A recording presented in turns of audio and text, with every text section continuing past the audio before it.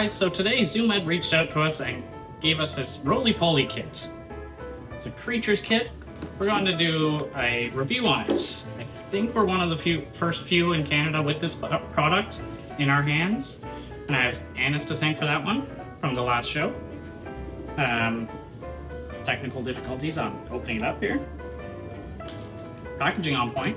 I really like the colors are bright. They have some armadillidium clue guy on the front for a nice contrasting clown isopod. It says that it has a list on the top here as far as what comes in the kit. It contains a vented plastic roly-poly habitat. This big guy. Oh, so big. So we're gonna open this up and pull the things out as we go off the checklist. Seal's pretty good, which is nice. We have some leaf litter, which is here. They look like they're cashew leaves, maybe? Not really sure. We have a piece of cork bark, which should make a perfect little hide for this size enclosure.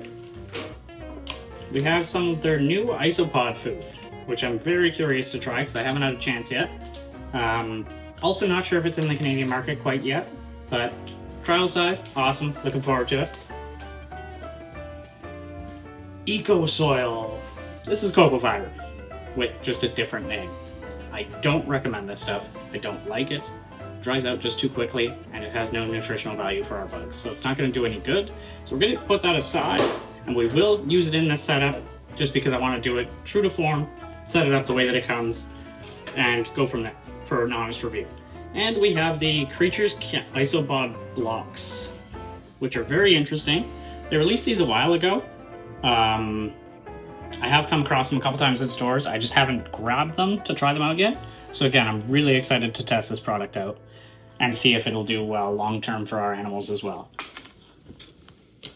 And last but not least, they have a Isopod poster, which I'm a huge advocate for anything educational. This has a bunch of little information on it, which I think is super cute.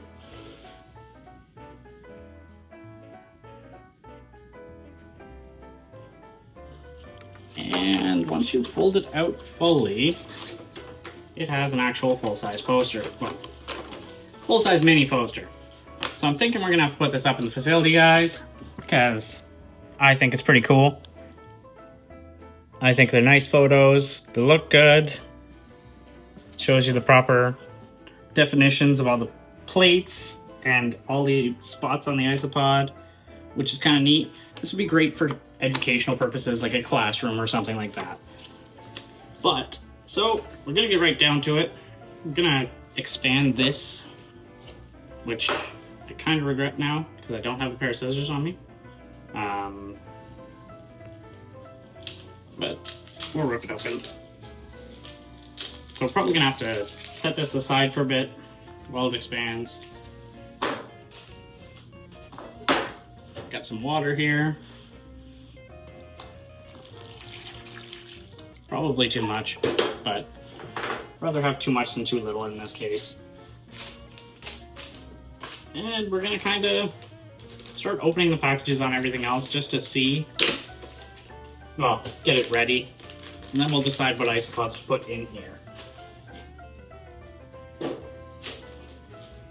I haven't decided yet. Probably gonna try and go with something a little bit hardier, like they have a Gestroy on the front here, they have a Ducky, and they have a Orange Dalmatian Scaber. Out of the three, because it's the most arid tolerant, I'm probably going to go with the Scaber, just because I don't really want to risk the lives of our little friends, and I know that that cocoa fiber is going to dehydrate pretty quickly. Off the bat, the only thing I would really recommend is grab yourself a small bag of sphagnum, and probably some more leaf litter, even if you grab it from your yard. Otherwise, expand cocoa fiber with hot water, not cold, usually. Takes a lot less time. But otherwise, this kit seems fantastic. It's great, it's clear, which I love. and it's not that yellow hue that the faunariums usually get. The vents are a little bit large for species, so you'll have to watch that they can't get access to it when you put your leaf litter and things in.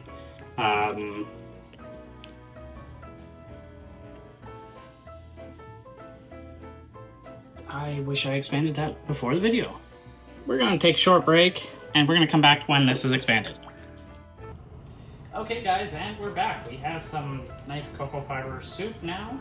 I ended up going to get hot water because I got tired of waiting. It's probably been about 10 minutes now. So now we're going to wring out as much of this extra water as possible.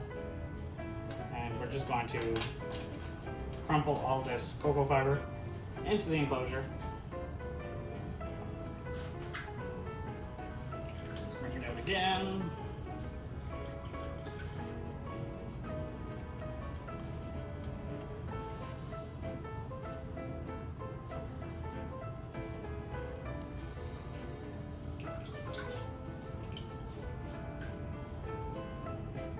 There's probably quite a bit more in that container that I expanded it in that I probably should have used a fishnet for, but that's okay. We're going to flatten it out a bit here, and we're going to take our cork, put it inside, press it down. I went ahead and grabbed some sphagnum moss, some pre-moistened sphagnum moss, because I usually have a bin laying around in the facility of this stuff. This doesn't come in the kit.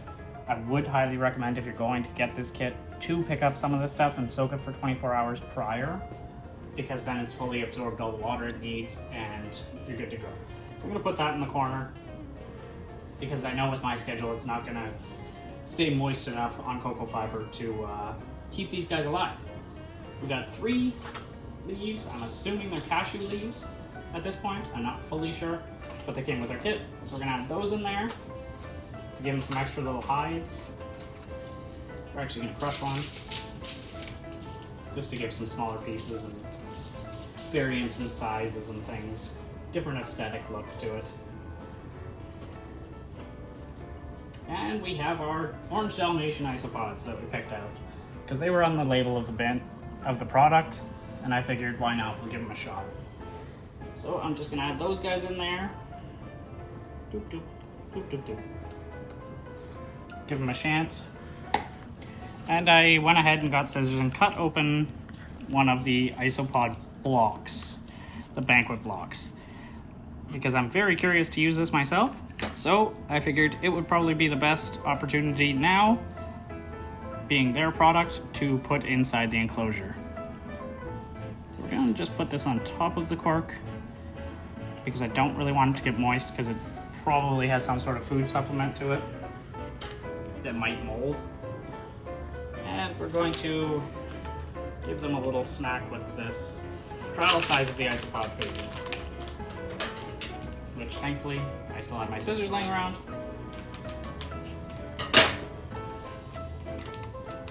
Cut off a corner here, open it up, and again put a couple of sprinkles, hopefully that they stay on top of the cork bark. Oh, it's got some shrimp and looks like other things. We're going to actually pour this into this container because I'm very curious as to what's in it.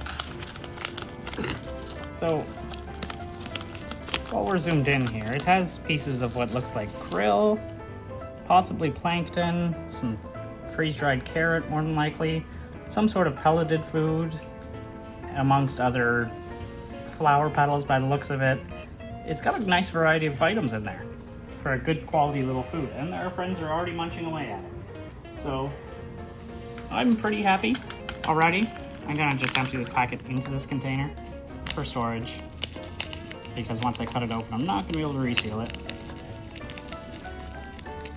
And these 7 or 8 little guys that I put in here aren't exactly gonna be able to go through it terribly fast on me. So they look like they're having fun eating away. This was a really enjoyable kit. Again, I really like it. I like how clear it is and clean it is. I think it would be great for like someone with a limited amount of space, or kids that want to just try out the hobby, that don't want to spend a fortune. Something like this where it's a pre-made situation might be better. that I'm a big fish tank and things, but honestly, small little kit like this, perfect for like sitting on a classroom desk or something like that. And I'm not aware of the price point currently, but I'm sure it's very reasonable, like all the Zoom Ed products are. But yeah, I really actually, aside from the cocoa fiber, I enjoy this little kit. Thank you guys.